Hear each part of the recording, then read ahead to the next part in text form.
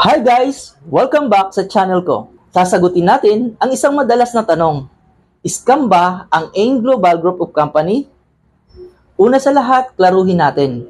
Hindi scam ang AIM Global Group of Companies o tinatawag na Empowered Consumerism ngayon.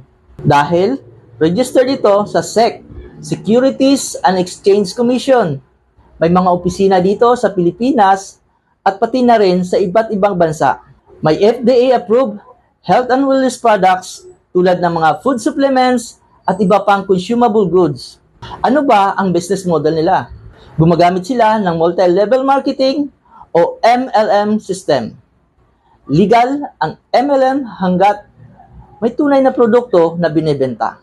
Ibig sabihin, hindi lang puro recruitment, kundi merong value na nakukuha ang mga consumers sa products. So bakit may mga nagsasabi na scam?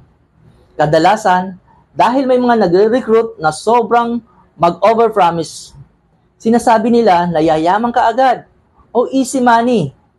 Pero kapag hindi nangyari, ang unang sasabihin ng tao, scam.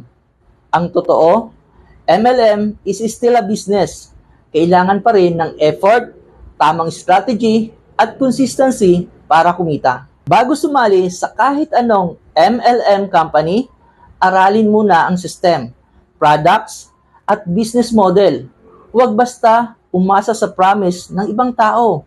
Mas maganda na ikaw mismo ang mag-research at mag-decide kung bagay sa iyo ang negosyo. So ngayon, malinaw na. Hindi scam ang AIM Global Group of Companies.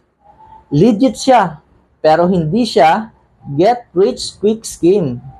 Business ito na dapat pagtrabahuan.